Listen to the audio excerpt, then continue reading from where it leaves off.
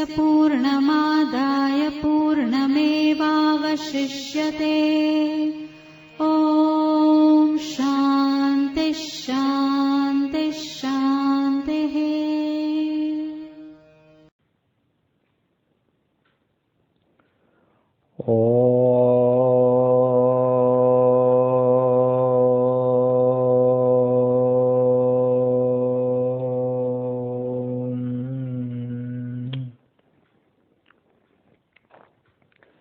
सहना भवतु सहनौ भुनक्तु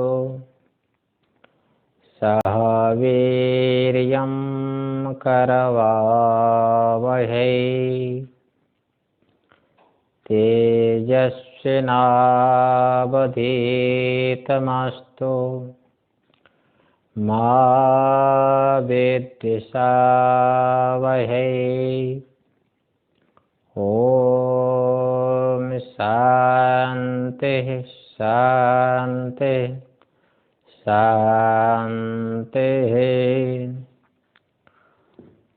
सदाशिवसमारम्भां शङ्कराचार्यमध्यमाम् अस्मदाचार्यपर्यन्तां वन्दे गुरुपरम्परां वन्दे गुरुपरम्परां।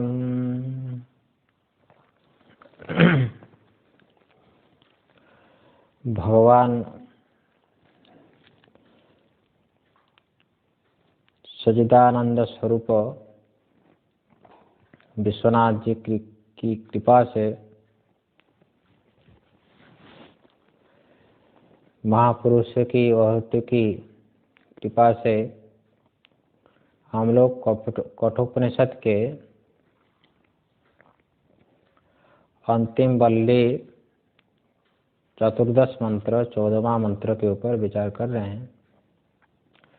जो परमार्थदर्शी होता है, परमार्थ वस्तु का साक्षात्कार जिसको हो गया, तो उनके जीवन में कोई कामना नहीं रहती है।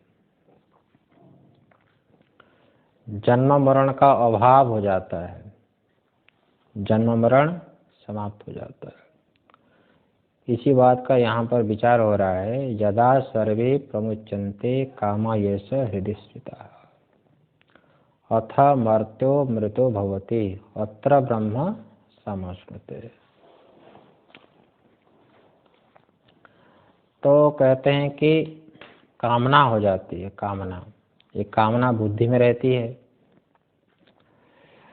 तो व्यक्ति जो विवेक नहीं करता है,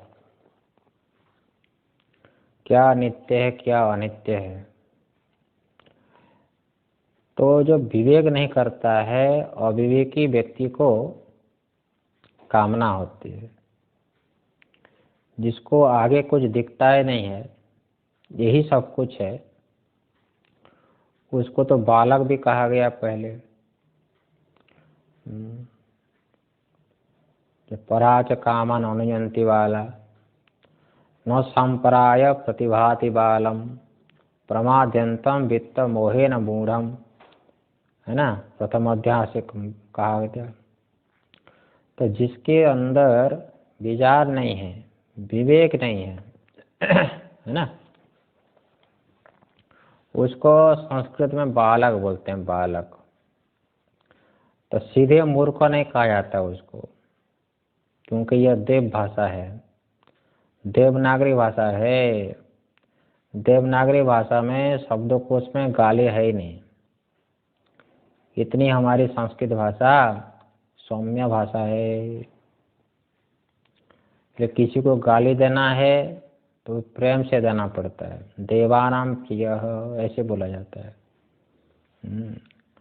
तो बालक है, बालक जो विचार नहीं करता है, जो शास्त्र की बातों पर, जो हमारा अत्यंत हितैषी है, तो भगवती श्रुति है, उनके बातों पर ध्यान नहीं देता है, महत्व नहीं देता है।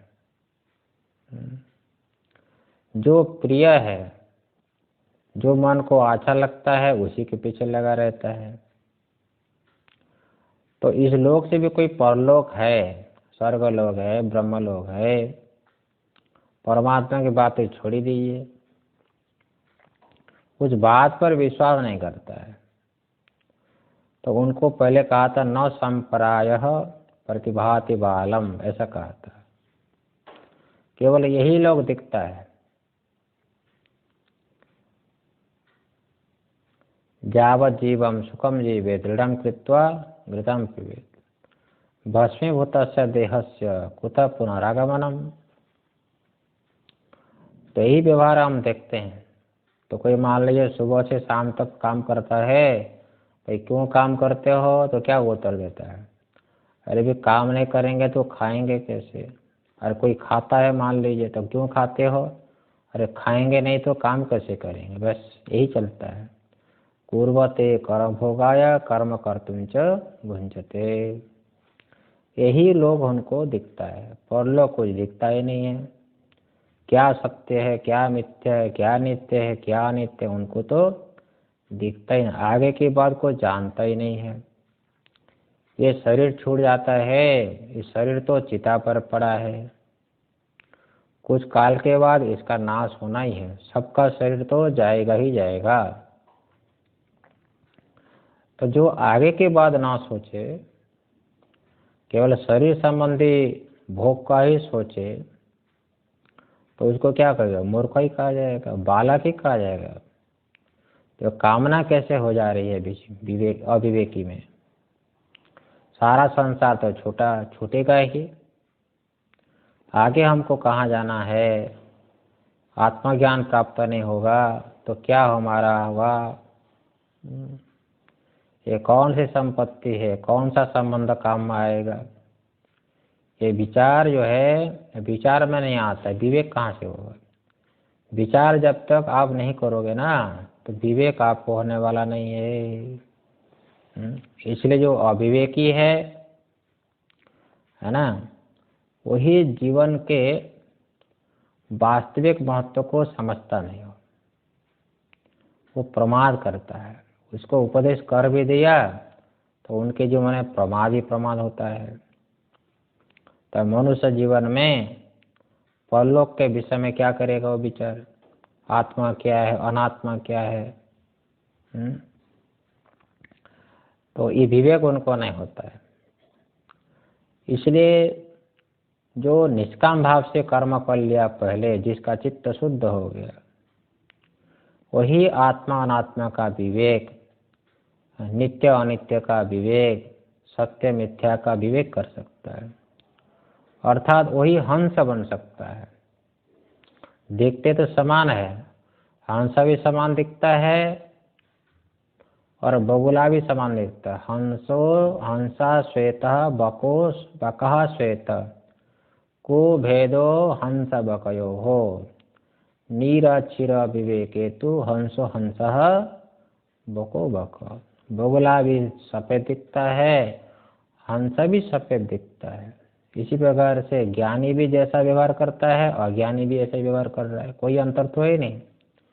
परंतु निरक्षीर का जब विवेक आएगा तो जो है क्या, हंसो हंस, हंस जो है उनमें एक सामर्थ्य है, भगवान ने ऐसे सामर्थ्य दिया है। तो केवल जो है दूध को ग्रहण करेगा और पानी को छोड़ देगा, समझ में ना। तो इसलिए तो विवेकी जो पुरुष होता है, क्या नित्य है क्या अनित्य है इसका विवेक कर लेता है। तो नित्य वस्तु को ही ग्रहण करेगा, अनित्य में वो फंसेगा नहीं। इसलिए अविवेकी पुरुष जब विचार नहीं करता है तो वो प्रमाद करता हो, वो प्रमाद करता हो। शास्त्र सुन भी लिया तभी शास्त्रीय मार्ग पर नहीं चलता है। उनको कहते हैं मृत्यु, प्रमाद ही मृत्यु है। सनत सुजात से धृतराष्ट्र से पूछा कि मृत्यु क्या है, उसने उत्तर दिया कि जो है सनत सुजात ने, प्रमादम भई मृत्यु अहम ब्रवीमि। सदा प्रमादम अमृतत्वं ब्रवीमि। सनासु जाति में प्रमाद करना, महापुरुष लोग कहते हैं कि बेटा भगवान का भजन करो, भगवान का भजन करने के लिए मनुष्य शरीर मिला है, ऐसा सुनने पर भी वो प्रमाद करता हो। प्रमाद को ही मृत्यु कही गई। तो अपने स्वरूप का ध्यान न रखना, अपने कर्तव्य का ध्यान नहीं रखना, यही तो प्रमाद है, यही वास्तविक प्रमाद है। व्यवहार में प्रमाद करता है, अपने कर्तव्य का ध्यान न रखना, यही व्यवहार में प्रमाद है। तो अतिथि देवो भव, कोई आपके घर में आता है तो उसको देवता के रूप से उपासना करनी चाहिए, हमारा कर्तव्य है। एक कोई आया तो उसको अपमान हम कर देते हैं। तो ये है, इसलिए कर्तव्य अकर्तव्य जो बुद्धि है इसके ऊपर आवरण पड़ा है, इसको कहते हैं प्रमाद। और अपने कर्तव्य का पालन न करके जो केवल प्रेम है, मनुष्य जीवन जिसके लिए मिला उसको उसका सदुपयोग न करके जो वैश्विक सुखों में ही शरीर को लगा देना, यही होता है प्रमाद। तो मनुष्य शरीर मिला है, तो मनुष्य शरीर को प्राप्त करके जब मनुष्य प्रमाद में लग जाता है तो इसका हेतु क्या है? श्रुति कहती है वहां पर कहे कि मूढ़ा क्या कही? ये जो बुद्धि में जो हृदय कामा, ये कामना बुद्धि में है, आत्मा में नहीं समझना है। देखो यहाँ पर लिखा है ना, कामा यस्य हृदय स्थिता। ये जो अविवेकी पुरुष की बुद्धि में जो कामना है ना, ये कामना क्यों करता है वो? मूढ़ है और क्या है? जो सांसारिक जो संपत्ति है, जो मायिक जो झूठी संपत्ति है ना, उसकी प्राप्ति में है वो लगा है, उससे मोहित हो गया वो। वैश्विक सुख की प्राप्ति के लिए ये सांसारिक वस्तु में मोहित हो गया है, उसकी बुद्धि मोहित हो गई। गीता में भगवान ने भी यही कहा कि विषय का चिंतन करते करते है ना, तो मोह का हेतु हो जाता है। मोह का हेतु क्या है? विषय का चिंतन। जिस विषय से हमको सुख मिला है उस विषय का चिंतन करते करते वो मोह हो जाता है, मोह, विषय के प्रति मोह। इसलिए सत्संग सुनने पर धीरे धीरे आपका जो मोह है ना खत्म होता है, क्योंकि विषय का चिंतन नहीं करोगे। जितना विषय का चिंतन करोगे उस चिंतनीय वस्तु के प्रति आपका मोह उतना बढ़ेगा। ये भगवत गीता में यही भगवान ने कही बात। ध्यायतो विषयान् पुंसः संगस्तेषुपजायते, संगा संजायते कामः, कामात् क्रोधो विजायते, क्रोधात् भवति सम्मोहः, सम्मोहात् स्मृतिविभ्रमः, स्मृतिभ्रंशात् बुद्धिनाशो, बुद्धिनाशात् प्रणश्यति। ये कहा कि नहीं भगवत गीता में? विषयों का ध्यान ही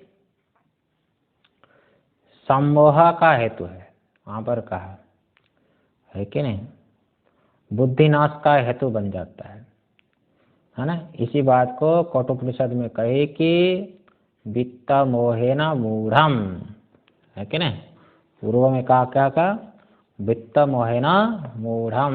जो सांसारिक जो संपत्ति है, जिसको हमको सुख साधनता दिखती है, हो गया ना, उसके प्रति मूढ़ हो जाता है। ऐसा जो मूढ़ व्यक्ति है, विषय के प्रति मोह रखने वाला व्यक्ति है, वही क्या है? प्रमादी है, वही प्रमाद करता हो। शास्त्र का उपदेश, महापुरुष का उपदेश सुनने पर भी अपने कर्तव्य का पालन करने में वो प्रमाद करता है। जिस परमेश्वर का चिंतन करने के लिए ये मनुष्य शरीर हमको मिला है उसमें नहीं लगता है। ना कोई परलोक है, ना कोई स्वर्ग है, ना कोई ब्रह्मलोक है, ना कोई पाप पुण्य है। ये परलोक को किसने देखा, मरने के बाद किसने देखा, जो कुछ है बस यही है, स्वर्ग नरक सब यही है, यही मानते हैं बुर्ज लोग। इसके आगे कोई लोग उनको दिखता ही नहीं है ना। तो जमराज कहते हैं कि पहले कितना भी बड़ी बड़ी बातें कर ले, मृत्यु के बाद तो मेरे हाथ में ही वो आएगा। कितना भी तुम बुद्धिमान कर लो, तुम्हारा शरीर तो छूटेगा ही छूटेगा, वो कहाँ जाओगे तुम, मेरे पास ही तुमको आना पड़ेगा, है कि नहीं, मेरे पास आने पड़ेगा। भगवान कहते हैं ये तुम्हारी जो बुद्धि है, चालाकी बुद्धि, ये तुम्हारा जो अभिमान है, ये किसी काम का नहीं होगा। तो यही व्यक्ति जो है मेरे बस में ही, जन्म मृत्यु चक्र में ही तो पड़ेगा ही पड़ेगा। इस चक्र से उसका छुटकारा जब तक आत्मज्ञान नहीं होता है ना, तब तक ये जन्म मृत्यु के चक्र से छुटकारा तो हो ही नहीं सकता है। तो प्रत्येक व्यक्ति के अंदर श्रद्धा तो है, आस्था तो स्वाभाविक है, लेकिन आपकी आस्था, आपकी श्रद्धा कहाँ पर जुड़ी है, कहाँ पर आप श्रद्धा करते हो? ये आपके बुद्धि के ऊपर श्रद्धा रखते हो कि महापुरुष के बातों के ऊपर श्रद्धा रखते हो, शास्त्र के ऊपर श्रद्धा रखते हो? श्रद्धा तो है ही हो। तो श्रद्धा के बिना काम तो चलता नहीं। जैसे आर्य समाज वाले देखो, मूर्ति पूजा का खंडन करते हैं, मूर्ति पूजा करते नहीं, पर स्वामी दयानंद जी की उपासना करते कि नहीं, पूजा, उसकी फोटो तो रखते हैं ना।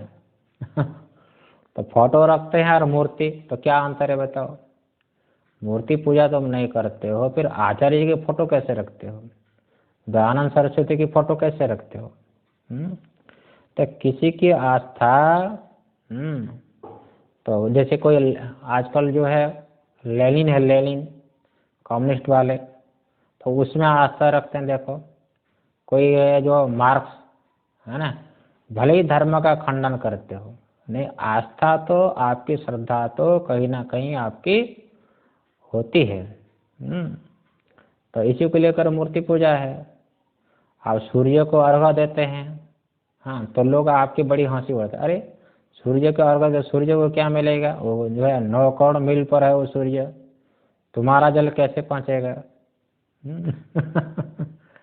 आप श्राद्ध करते हो, लोग कहते हैं कि तुम पिंडदान कहाँ कर रहे हो, पितरों को कैसे मिलेगा, है कि नहीं? परंतु इसकी आस्था जगत में कहीं जुड़ी है, इसी को लोग अंधविश्वास कर रहे थे। अरे श्रद्धा तो कहीं ना कहीं होती है, समझ में ना। हाँ, कोई मान लीजिए आपके जीवन में बहुत बड़ा संकट आ गया, हाँ, भगवान को आप नहीं मानते हो, लेकिन आपके जीवन में कोई संकट आ गया, है कि नहीं, तो फिर भूत प्रेत को फिर मानने लगते हो। शाम को कहीं जा रहे हो, आपको भय हो गया, तो फिर जय हनुमान ज्ञान गुण सागर, बस पाठ करते हुए हनुमान चालीसा। विश्वास तो करना ही पड़ना पड़ेगा। तो मेरे कहने का तात्पर्य यही है कि मनुष्य की जीव मात्र की आस्था स्वाभाविक ही है, पर उस आस्था का संबंध आप किस में करते हो, समझ में ना। तो ये आपके ऊपर, ये विचारणीय बात है। तो जो मायिक पदार्थ का विचार नहीं करता है, नित्य अनित्य का विचार नहीं करता है, तो उनकी आस्था परमात्मा में, उनकी आस्था गुरु में, उनकी आस्था शास्त्र में बनती नहीं है। मृत्यु तो प्रत्यक्ष है, मृत्यु सबकी आएगी, है ना, फिर भी आस्था नहीं बन पा रही है, ये बड़ी विलक्षणता है। तो वहाँ पर कहा ना कि सबसे बड़ा आश्चर्य क्या है, यही तो कही। वो यक्ष ने जो पूछा पांडवों से, यह सबसे बड़ा आश्चर्य क्या है, किम आश्चर्यम अतः परम, तो युधिष्ठिर ने क्या दिया उत्तर, अहन्य भूतानि गच्छन्ति यम मंदिरम स्थावरः शेषा स्थावरमिच्छन्ति किमाश्चर्यमतः परम। महाभारत में आया। प्रत्येक दिन हैं जीव तो मर ही रहे हैं, परंतु जो बचा हुआ है जो बचा हुआ है वो समझता है हम तो मरेंगे नहीं। एक तो शरीर को सजाना में लगते हैं, बस शरीर में इतनी आसक्ति हो जाती है। जिसके परलोक में आस्था नहीं है तो परमात्मा की आस्था में क्या होगी। जिसको स्वर्ग में आस्था नहीं है, ब्रह्मलोक में आस्था नहीं है, पाप पुण्य में आस्था नहीं है, उनकी आस्था परमात्मा में कैसे होगी। परमात्मा में आस्था नहीं हो सकती। मैं मर जाऊंगा ऐसा सोचना समझे ना। ये है स्वरूप विषयक प्रमाद है। चेतन तो मर ही नहीं सकता है, तुम कैसे मरोगे बताओ। तुम तो चेतन हो, शरीर तो हो नहीं। शरीर मर सकता है लेकिन तुम तो शरीर से अलग हो, है ना।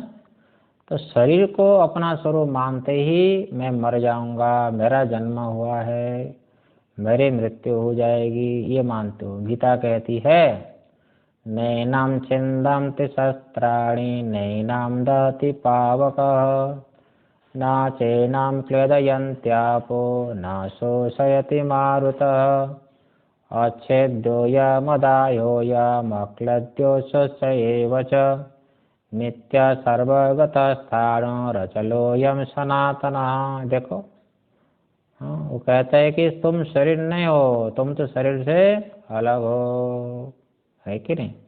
तुम्हारा तो स्वरूप ऐसा ही है कि शास्त्र, अरे शस्त्र के एटम बम भी तुम्हारा कुछ नहीं कर सकता है, बाकी अग्नि वगैरह को छोड़ ही दीजिए आप।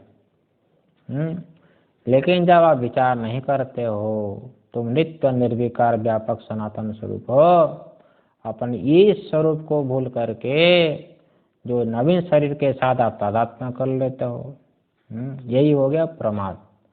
शास्त्र के तात्पर्य को समझ करके आगे नहीं बढ़ना, प्रयत्न नहीं करना आत्मज्ञान के लिए, यही होता है प्रमाद।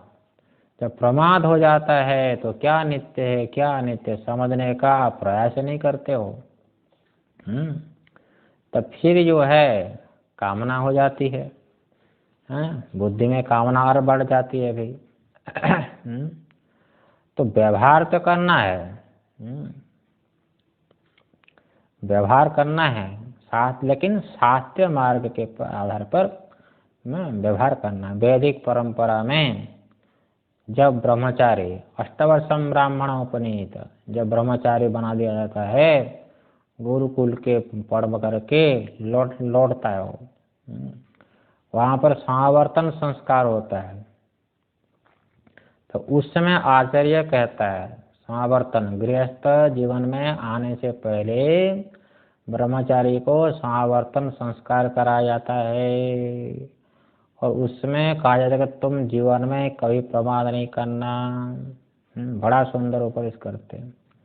सत्यादना प्रमदितव्यम, है कि नहीं। सत्य वस्तु को प्राप्त करना चाहते हो, तुम सच्ची वस्तु को प्राप्त करना चाहते हो, सच्ची शांति को, परम शांति को प्राप्त करना चाहते हो, तो जीवन में सत्य के विषय में, सत्य मार्ग पर चलने में कभी प्रमाद नहीं करना है। भूल करके भी कभी झूठ नहीं बोलना है। धर्मादना प्रमदितव्यम, धर्म से प्रमाद नहीं करना है। शास्त्र का कोई स्वार्थ है? आचार्य जो उपदेश करता है, आचार्य का कोई स्वार्थ है? परमात्मा का कोई स्वार्थ है?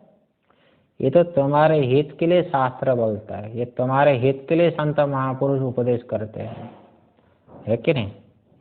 इसलिए साधक को अपने कर्तव्य का पालन करने में कभी प्रमाद नहीं करना चाहिए। कुशलादना प्रमदितव्यम, कुशलादना प्रमदितव्यम, शास्त्र बहुत व्यवहारिक बात ही बोलता है, व्यवहार की अपेक्षा नहीं करता है। व्यवहार छोड़ दो, शास्त्र नहीं बोलता है, समझ में ना। तो माता के प्रति कर्तव्य हमारा क्या है, पिता के प्रति कर्तव्य क्या है, समाज के प्रति कर्तव्य क्या है, ये जो व्यवहार हमारा बनता है उस व्यवहार का निराकरण शास्त्र नहीं करता, वो व्यवहार तो करना ही करना है। हाँ, इसलिए व्यवहारिक विषय में भी साधक को प्रमाद नहीं करना चाहिए। इसलिए प्रत्येक कार्य को करने से पहले सावधानी पूर्वक विचार करना चाहिए, शास्त्र दृष्टि से विचार करना चाहिए कि इसमें हमारा हित है तो इस कर्म में हमारा हित नहीं है, इससे हमारा जस होगा कि इससे हमारा अपजस होगा, है ना। तो ये सब समझना पड़ता है, अपनी व्यवहारिक जिम्मेदारियों को भी ठीक से निभाना चाहिए, है ना। इससे किसी को काट तो ना हो जो कर्म करने जा रहे हैं, इसको भी सोचना पड़ता है। भूते ना प्रमदितव्यम, ऐसा भी पहले कहा। हाँ, भूते ऐश्वर्य के प्रति भी प्रमाद ना करो, है ना, कि ब्रह्मचारी को आगे गृहस्थ बनना है, इसलिए धन की भी अपेक्षा होती है, पुत्र आदि के पालन पोषण में धन आदि की भी अपेक्षा रहती है ना। धन रहेगा तभी आप यज्ञ आदि कर्म करोगे, है ना। तब उस धन को आप यदि सदुपयोग करते हो, है ना, मोक्ष के लिए उपजित करते हो, समाज सेवा के लिए करते हो, हैं, निष्काम भाव से, तो आपका चित्त शुद्ध होता है, इस है ना। इसलिए जो कर्तव्य के ऊपर प्रमाद करता है, कर्तव्य पालन के ऊपर जो अप्रमाद करता है, तो आत्मा ज्ञान के बारे में तो प्रमाद तो करेगा ही करेगा वो। साध्य प्रमादनाभ्याम ना प्रमादितव्यम, ये कहा। देखो, साधक को साध्य प्रवचन से प्रमाद नहीं करना चाहिए। आप साध्य प्रवचन कर ही रहे हो, साध्य प्रवचन जब करते हो धीरे धीरे धीरे धीरे आपकी जो संसार के प्रति कामना है, ये कारण देखो, हाँ, कामा यश हृदय स्थिता, निष्काम भाव से शास्त्रीय कर्तव्य दृष्टि से जब कर्म करते हो धीरे धीरे आपकी कामना दूर हो जाती है। ये बात है।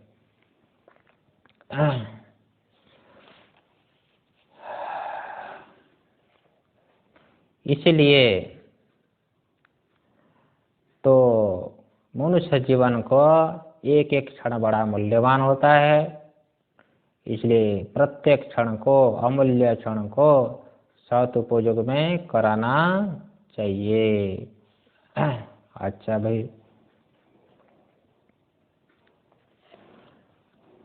तो इस प्रकार जब यदा सर्वे प्रमुच्यन्ते कामा यस्य हृदय स्थिता, ये जो तत्व ज्ञानी जो विवेक है, हाँ, उसकी जो कामना है विचार करने पर जब समाप्त हो जाती है, तब जाकर के आत्मज्ञान का अधिकारी बनता है।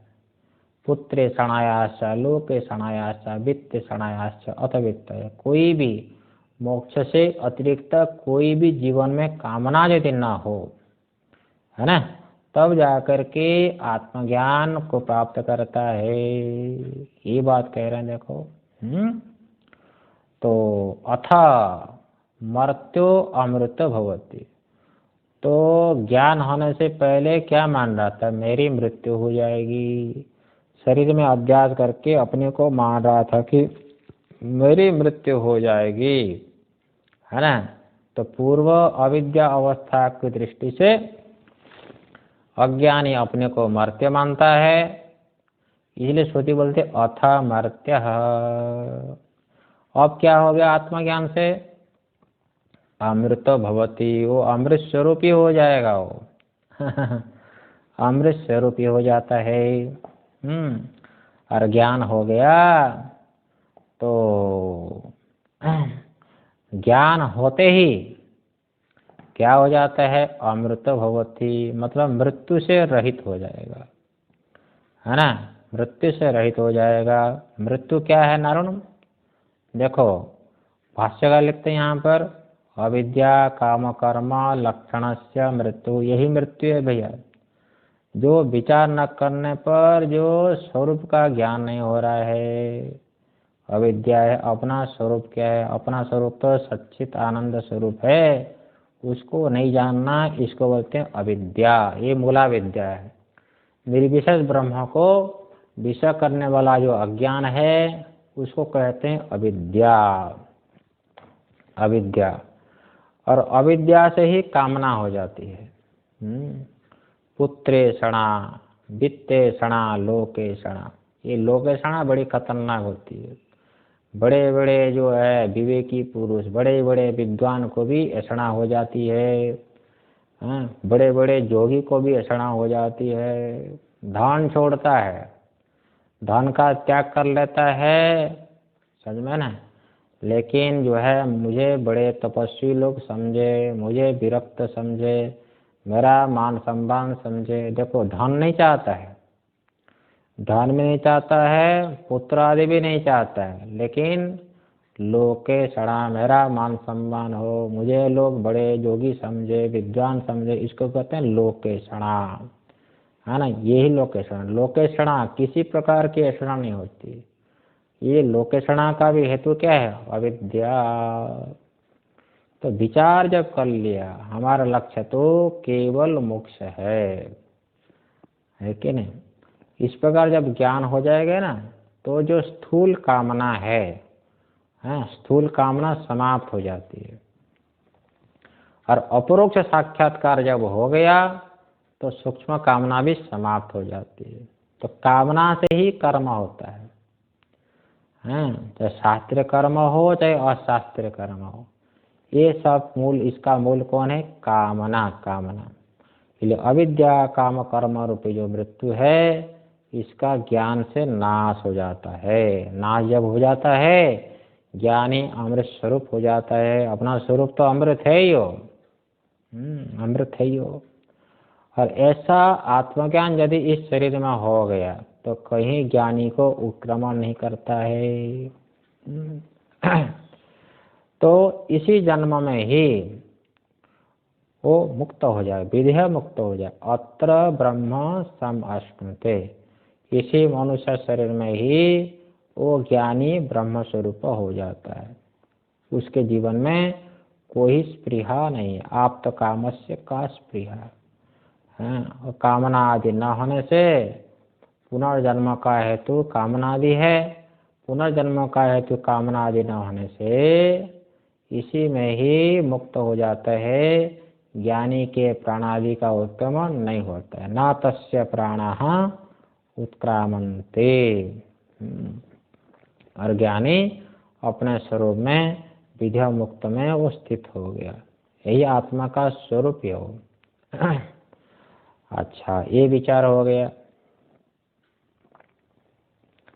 अच्छा, अब जो है 15 नंबर मंत्र में देखो, अब कहते हैं कामना का लय हो जाएगा। कामना का लय हो जाएगा तो आत्मज्ञान हो जाएगा। आत्मज्ञान हो जाने पर अमृत रूप हो जाएगा। यही तो कहा आपने। इसलिए बोलते कामना का लय तो सुषुप्ति में भी हो जाएगा। ये आनंदगिरी में दिया है, देखो। कामा प्रविलयस्य, कामना का जो अच्छे तरह से विलय, वो तो सुषुप्ति अपि भावात्, वो तो सुषुप्ति में भी हो जाता है। तो अमृतत्वम चिन्नता न होती, लेकिन अमृतत्व कहाँ होता है? हाँ, मुक्त तो नहीं हो जाता है सुषुप्ति में। यदि कामना का लय हो जाने से यदि ज्ञानी अमृत रूप हो जाता है, मुक्त हो जाता है, तो सुषुप्ति में तो सब मुक्त हो जाना चाहिए। लेकिन मुक्त तो कोई होता नहीं। उड़ने के बाद वही है, वही बंधन फिर है। इसलिए हम कैसे मानेंगे कि कामना का लय रहने पर अमृतत्व की प्राप्ति होती है? इसका उत्तर दिया जा रहा है, यदा सर्वे प्रभिद्यन्ते हृदयस्यः ग्रन्थयः मर्त्यो मृतो भवति एतावध्यानुशासनम्।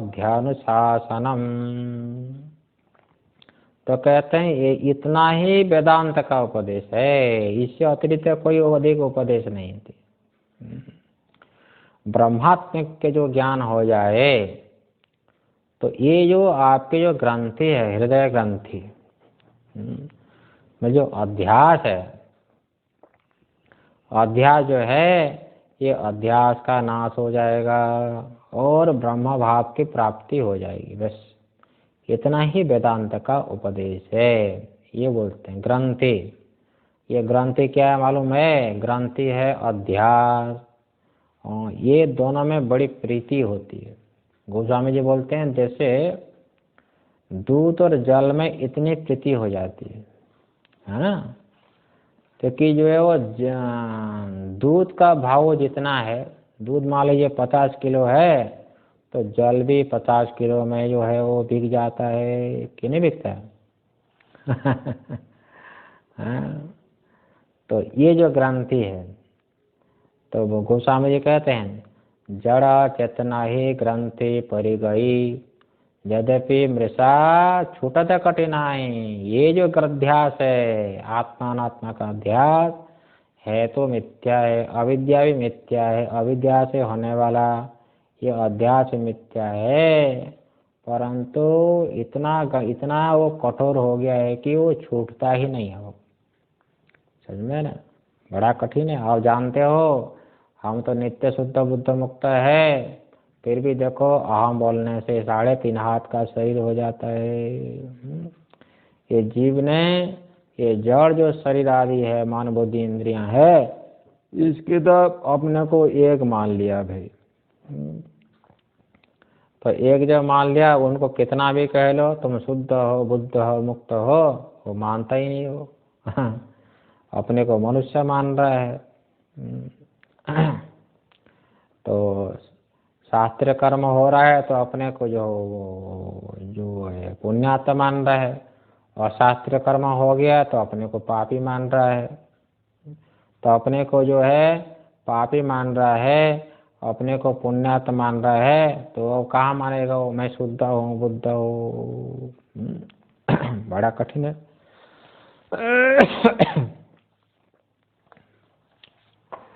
तो ये जो ग्रंथि, ये ग्रंथि कहाँ पर है? वो हृदयस्य है ना, और हृदयस्य ग्रंथि, हृदयस्य ग्रंथि। तो ये मूला ज्ञान से होता है। अध्यास जो है स्वरूप अज्ञान से होता है।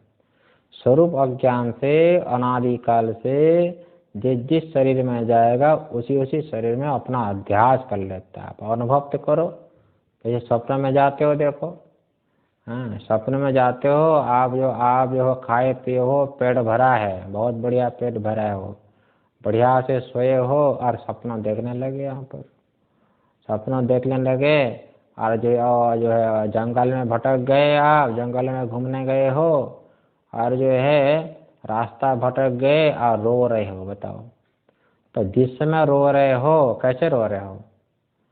जो भूखा शरीर दिखता है, और शरीर तो अनेक दिखता है, वहाँ पर बाघ भी दिखता है, बहुत कुछ दिखते हैं, चोर भी दिखता है, जंगल दिखता है, तो सबको आप अब मैं मान रहे हो क्या? नहीं है। एक भूखा शरीर में आपने तादात्म्य कर लिया तो अपने को भूखा मानते हो, समझे कि नहीं? तो देवता शरीर में तादात्म्य कर लिया तो अपने को देवता मान रहे हो, लेकिन ना आप उसमें भूखे हो ना कोई देवता हो, आप तो आप ही हो, आप तो देवदत्त ही हो, है ना? इसी प्रकार से ये स्वरूप में सो करके, ये स्वरूप में मतलब अज्ञान, स्वरूप अज्ञान में सो करके ये जागृत रूपी सपनों को देखे हो। ये सारा का सारा सपना है, बहुत बड़ा सपना है। दीर्घ सपनम इदम सारवम दीर्घम वा चित्त विभ्रवम दीर्घम वा मनोराज्यम विद्येनम रघुनंदना। वशिष्ठ जी भगवान राम को सुनाते, हे राम जी, ये सारा संसार जागृत में दिखाई दे रहा है, ये बहुत बड़ा सपना है। दीर्घ सपनम इदम सर्वम दीर्घम व चित्त विभ्रम, ये चित्त का ही विभ्रम है, ये कल्पना मात्र है और कुछ नहीं है। मनोराज्य ही सब कुछ।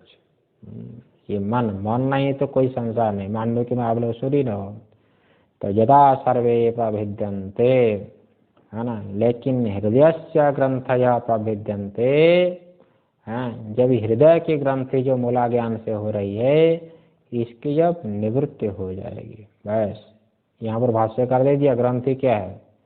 ग्रंथिवद ग्रंथि, गांठ लग जाती ना गांठ। जैसे पति पत्नी की गांठ लग जाती है भैया, तो गांठ क्यों लगाते हो भाई? गांठ क्यों लगाते हो? गांठ तो देखो, तो गांठ इसे लगाते हो कि हमारे जो है, तुम हमारे हित का सोचो, मैं तुम्हारे हित का सोचूंगा, एक दूसरे को सहयोगी बने, यही तो है ना।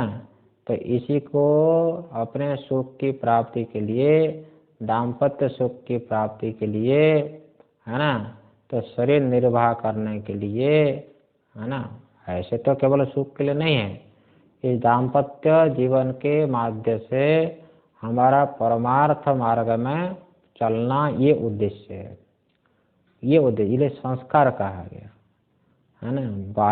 विवाह भी एक संस्कार है, लेकिन होता है उल्टा, परमार्थ मार्ग को नहीं चल पाते हैं और फिर तो उल्टा वो और जो है बंधन हो जाता है उल्टा। सब लोगों की बात नहीं है। तो ये इसलिए कह रहे ग्रंथिवत ग्रंथि। अच्छा, ग्रंथिवत ग्रंथि इसलिए भी कहा, तो दृढ़ बंधना रूपा बोल दिया। वो गांठ, ये अध्यास को ग्रंथि की तरह, ग्रंथि भाष्यकार ने इसलिए कहा, वो गांठ होती ना गांठ, गांठ को यदि तरकीब से नहीं खोलोगे, गांठ लग जाती है, जनेऊ में गांठ लग जाती है, उस गांठ को यदि तरकीब से ना खोलोगे तो और वो दृढ़ हो जाती है वो गांठ, बंधन आगे के नहीं। ठीक इसी प्रकार से अनादि काल से आत्मा और अनात्मा में जो अध्यास हो गया है,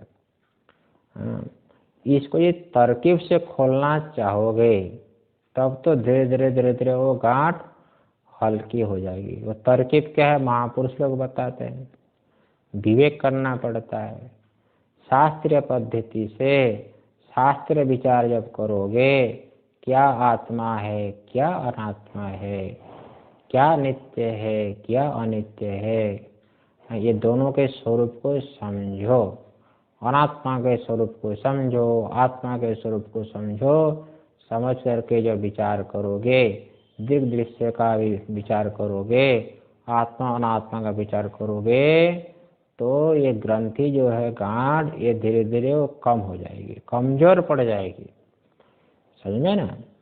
इसके बिना तो गांठ नहीं तो और दृढ़ हो जाएगी, समझ में ना। इसी बात को यहाँ पर कह दिया कि यदा सर्वे प्रभिद्यन्ते, जो स्वरूपभूत आत्मा का जब ज्ञान हो गया तो मूला विद्या नहीं रहेगी। अपने स्वरूप को नहीं जानने से, ये शरीर आदि अनात्मा को नहीं जानने से ये अध्यास होता है। इतरेतर अविवेकिना भाष्यकार ने कहा।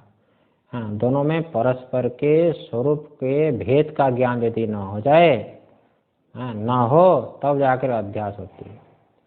इतरेतर अविवेकिना मिथ्या ज्ञान निमित्य सत्यामृते मिथुनीकृत्य अहम इदम मम इदम इति नैसर्गिको लोक व्यवहार, अध्यास भाषा में कहते हैं।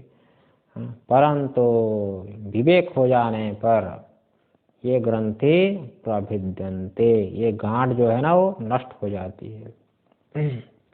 ये भाष्यकार भगवान ने ये बात कही, अहम इदम शरीरम मम इदम धनम अहम सुखी अहम दुखी अहम इत्येवम आदि लक्षणा। हाँ, ऐसा दिया है भैया, है ना। तद विपरीत ब्रह्मात्मा प्रत्यय उपजननात् ब्रह्मैव अहम अस्मि असंसारी। और विनष्टेषु अविद्या ग्रंथेषु तन्निमित्तः कामा मूलतो विनिश्चन्ते। है देखो भैया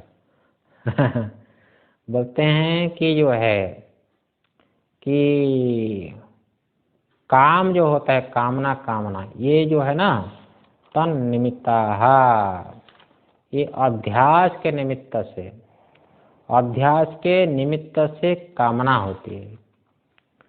मन में अध्यास के निमित्त से कामना हो जाती है। मन में कामना हुई तो मेरे में कामना हुई, ये मानते हो कि नहीं। मन को अच्छा लगता है, आप कहते हो मुझे अच्छा लगता है, लड्डू मुझे अच्छा लगता है ना।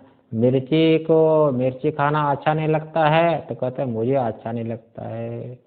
अनुकूल होने पर अपने को अनुकूल समझते हो, प्रतिकूल मन के प्रतिकूल होने पर अपने को प्रतिकूल समझते हो। इसकी निवृत्ति इसी प्रकार से हो जाएगी। जरा समझ के रख लो कि इस शरीर को मैं मान लेना, शरीर के धर्म को मेरा मान लेना, तो मन के सुख को अपना सुख मान लेना, मन के दुखों को अपना दुख मान लेना, यही तो है अविद्या। और उससे विपरीत ज्ञान होना चाहिए। कैसे? अहम ब्रह्मास्मि, शरीर आदि के साथ मेरा संबंध नहीं है, मन के साथ मेरा संबंध नहीं है, मैं तो नित्य शुद्ध बुद्ध ब्रह्म स्वरूप हूँ। इस प्रकार यदि ज्ञान हो जाए, है ना, कि अहम ब्रह्मास्मि, अहम असंसारी, है ना, इस प्रकार ज्ञान हो। अब यह है अपरोक्ष ज्ञान। इस अपरोक्ष ज्ञान से अविद्या ग्रंथि की निवृत्ति हो जाती है। अविद्या ग्रंथि की निवृत्ति हो जाने पर अविद्या ग्रंथि से होने वाली जो कामना है, ये चाहिए वो चाहिए वो चाहिए, ये जो कामना है, पुत्रेषणा वित्तेषणा लोकेषणा, ये कामना की निवृत्ति हो जाती है। कारण का नाश होने पर कार्य का नाश हो जाता है। ये बात कह दिया। तो आगे लिखते हैं, मर्त्यो अमृतो भवति, अथ मर्त्यो अमृतो भवति। बस अविद्या की निवृत्ति हो गई तो अध्यास की निवृत्ति होगी, कामना की निवृत्ति हो गई। कामना की निवृत्ति होने पर कर्म की निवृत्ति हो जाती है, तो ज्ञानी अपने स्वरूप में स्थित हो जाता है। मर्त्यो अमृत भवति, एतावधि अनुशासनम, बस इतना ही है शास्त्र का उपदेश, और कुछ नहीं है। ब्रह्मात्मैक्य ज्ञान से मूला विद्या की निवृत्ति हो जाती है, अध्यास की निवृत्ति हो जाती है। अध्यास की निवृत्ति हो जाने पर ज्ञानी ब्रह्मभावापन्न को प्राप्त कर लेता है। यही सर्व वेदांतों का, उपनिषदों का अनुशासनम, यही उपदेश है। इससे अतिरिक्त और कोई उपदेश नहीं है। तात्पर्य क्या निकला कि सुषुप्त में काम का नाश तो होता है, लेकिन समूल काम का नाश नहीं होता है, समूल कामना की निवृत्ति नहीं होती है। इसलिए सुषुप्ति में अविद्या की निवृत्ति नहीं होती है ना। अविद्या की निवृत्ति नहीं होती है। अविद्या की निवृत्ति होने पर सता सम्य तदा संपन्न होते, सती संपद्य न भी तो, सता संपत्तियां भाई, परमात्मा के साथ एक तो होते हैं लेकिन जानते नहीं हम। सुषुप्ति काल में जीव अपने स्वरूप मूल के साथ एक तो होता है कि मेरा स्वरूप वास्तविक परमानंद है, ये ज्ञान वहां पर नहीं हो, ज्ञान का साधन नहीं हो, है ना। अपना स्वरूप असंग होने से क्या होगा? अपना स्वरूप परमानंद होने से क्या होगा? मेरा स्वरूप परमानंद है, ये ज्ञान होना चाहिए। इसलिए हम बार बार कहते हैं कि जो है आपके पास यदि पारसमणि का पत्थर है, तो पारसमणि का पत्थर है को जानने से क्या होगा? एक पारसमणि का पत्थर होता है, इसके संपर्क से लोहा भी सोना हो जाता है, ये भी जानते हो आप। वो पारसमणि का पत्थर आपके पास भी है, लेकिन ज्ञान आपको नहीं है।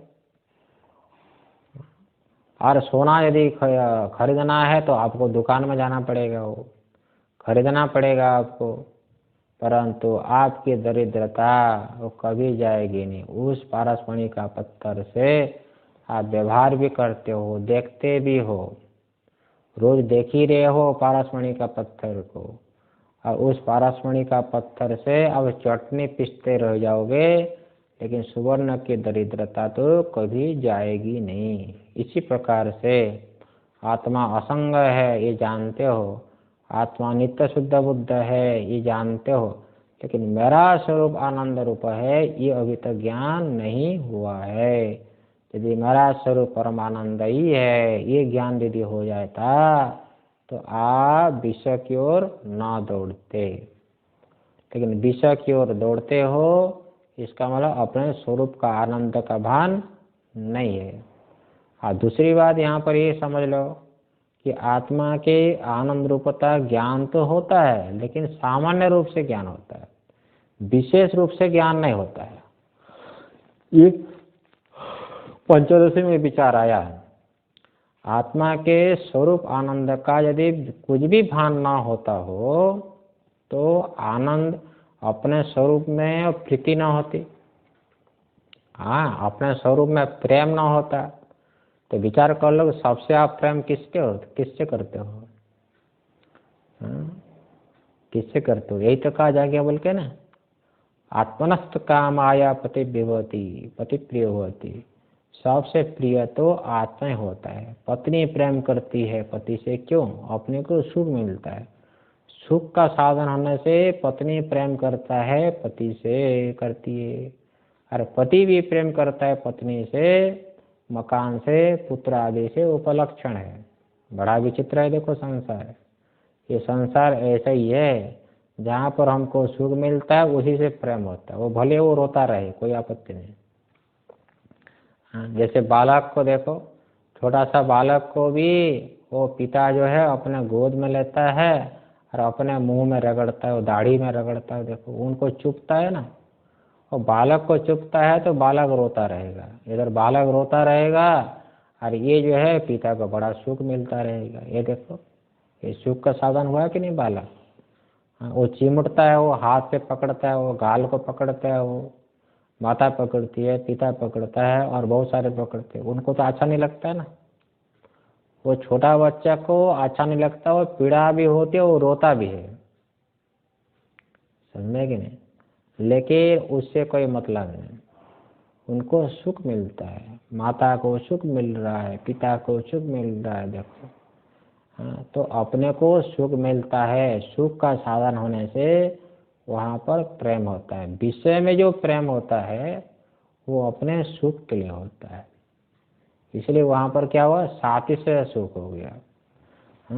आत्मा को सुख मिलता है, भले अज्ञान से हो, आत्मा को सुख मिलता है, इसलिए आप विषयों में, साधनों में प्रेम करते हो। परंतु अपने में जो प्रेम होता है वो निरुपाधिक प्रेम, विषय में जो सुख होता है वो सोपाधिक प्रेम। आत्मा के सुख के लिए विषयों में प्रीति होती है, लेकिन आत्मा में जो प्रेम होता है वो निरुपाधिक का प्रेम, वो किसी के लिए नहीं होता है। इसलिए आत्मा परम प्रेमास्पद होने से आत्मा को आनंद रूप मानना चाहिए। यही तो पंचदशी का कहते हैं, यम आत्मा परानंद पर प्रेमास्पदम यतः माना भुवम ही भूयासम इति प्रेमात्मनि इच्छते। इसलिए आत्मा के स्वरूप आनंद का सामान्य रूप से भान होता है, इसलिए आत्मा में परम प्रेम होता है, लेकिन विशेष भान नहीं होता है। विशेष भान यदि हो जाए तो विषय की ओर दौड़ना नहीं होगा, है ना।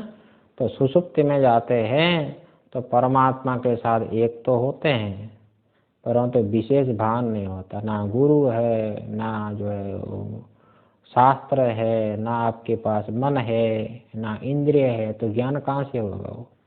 इसलिए सुषुप्ति अवस्था में मुक्त नहीं होता है ना। इसलिए कामना की निवृत्ति होने पर भी समूल कामना की निवृत्ति नहीं होती। समूल कामना की निवृत्ति तो स्वरूप भूत आत्मा के ज्ञान से होती है। तेरे सुषुप्ति अवस्था में स्वरूप भूत आत्मा का ज्ञान नहीं होता है। यही है शास्त्र का उपदेश, इतना ही उपदेश है। और आगे थोड़ा सा हम विचार करते हैं। अच्छा, अब एक विचार है नारायण कि जो ब्रह्मात्मा का ज्ञान है वो ब्रह्म रूप आत्मा कैसा है? तो निरस्त अशेष विशेष व्यापी है। देखो भैया, जिसमें कोई विशेष धर्म है ही नहीं। ये विशेष धर्म जो होता है, मैं अमुक हो, मैं मनुष्य हो, मैं विद्वान हो, मैं गृहस्थ हूँ, मैं सन्यासी हूँ, ये हो गया विशेष। उपाधि को लेकर के विशेष होता है, ये सबसे बड़ा कठिन है। हर व्यक्ति विशेष बनना चाहते हैं। देखो, बड़ी विलक्षणता है ना। हमारा जो प्राप्तव्य हमारा प्राप्तव्य क्या है? हमारा प्राप्तव्य सामान्य है कि नहीं? हम सच्चा सुख को प्राप्त करना चाहते हैं, झूठा सुख को प्राप्त नहीं करना चाहते हैं, है कि नहीं? तो सुख कैसा है? सामान्य सुख, निरतिशय सुख, निरतिशय आनंद को हम प्राप्त करना चाहते हैं, सामान्य आनंद को प्राप्त करना चाहते हैं। लेकिन संसार में हम सामान्य बनकर रहना चाहते हैं क्या? बोलो, नहीं चाहते हैं ना। एक झाड़ू लगाने वाला भी अपने को विशेष समझता है। बाकी बात तो छोड़ ही दीजिए नारायण। ये सावधान यदि आप नहीं होंगे, परम लक्ष्य को यदि भूल जाएंगे, तो वेदांत सुनते सुनते भी जो है ना, तो वेदांत सुनते सुनते भी विशेष बनने की भावना हो जाती है, इच्छा हो जाती है। कैसे? कोई कहता है कि जो है आप कब से वेदांत सुन रहे हो? एक वेदांत का श्रोता दूसरे वेदांत श्रोता से पूछता है कि आप कब से वेदांत सुन रहे हो? हाँ, वो नया श्रोता बोलता है कि नहीं अभी अभी सुन रहा हूँ, 1 साल 2 साल हो रहा है। अब पूर्णा श्रोता बोलेगा मैं तो 20 साल से सुन रहा हूँ। लो, देखो वेदांत सुन करके भी वो बड़ा बनना चाहता है कि मुझे लोग बड़ा समझे। वो कहेगा भी मैं 20 साल से सुन रहा हूँ, बस वो एडवर्टाइज भी करेगा, वो विज्ञापन भी देगा, वो मैं बहुत पुराना श्रोता हूँ। समझ में ना? लोग मुझे पुराना श्रोता समझे, इसी के लिए वो प्रयास भी करता है। देखो इसी का नाम तो माया है ना? इसी का नाम क्या है? माया। उनको बड़ा रस मिलता है ना। लोग जो मान सम्मान करेंगे, ये हमारे बड़े पुराने श्रोता है, वेदांत के श्रोता है, तो ये सब सुन करके उनका छाती फूल जाएगा। समझ में? इसको भी छोड़ना पड़ता है। विशेष बनने का जो होल लगा है ना अनादिकाल से, इसको छोड़े बिना, जैसे छांदोग्य उपनिषद में सुनते हो आप कि सनत कुमार के पास जब नारद जी जाते हैं तो नारद जी ज्ञान के अधिकारी है। तो वहाँ पर विचार किस प्रकार अधिकारी, साधक को किस प्रकार होना चाहिए। किसी को जो है धन का अभिमान हो जाता है, किसी को जो है वर्ण का अभिमान हो जाता है, किसी को आश्रम का अभिमान हो जाता है, कोई सन्यासी है तो सन्यासी का अभिमान हो जाता है, मैं तो सन्यासी हूँ, आप तो गृहस्थ हो, इसलिए प्रणाम करना चाहिए ना। तुम प्रणाम भी नहीं करते हो, बताओ। और जो है एक ही साथ बैठते हो, तुम प्रणाम भी नहीं करते हो, मेरे एक ही साथ बैठते हो। ये देखो अपने को विशेष मानते हैं। हाँ, लोग आपको विशेष माने कोई बात नहीं, ये तो सब प्रारब्ध से होता है। ये मान सम्मान ऐश्वर्य ये सब जो है ये प्रारब्ध कर्म से होता है, ये आपके चाहने मात्र से नहीं होता है। परंतु ये इसको छोड़ना पड़ता है। हम विशेष बनना नहीं चाहते। हमारा प्राप्तव्य सामान्य एकदम सरल भाव से आप रहोगे साधक, है ना, तब जा करके आत्मज्ञान होता है। तो विचार ये है, जो हमारा ब्रह्म स्वरूप आत्मा वो तो समस्त विशेष से वो रहित है, उसमें कोई विशेष नहीं है, विशेषपना नहीं है। विशेषपना तो उपाधि को लेकर होता है। ऐसे जो व्यापक ब्रह्म है उसको आत्म रूप से जान लेने पर तो जीते जी ही मुक्त हो जाता है। उसकी जो अविद्या से होने वाली जो ग्रंथि है वो भी समाप्त हो जाती है। ऐसा जो है ब्रह्म स्वरूप विद्वान ज्ञानी, उसकी गति, उनका गमनागमन नहीं होता, ना कहीं जाना है ना कहीं आना है। इसका विचार हम लोग कल करते हैं। ओम सहना भवतु सहनौ भुनक्तु सह वीर्यं करवावहै तेजस्विनावधीतमस्तु मा विद्विषावहै। ओम शांति शांति शांति।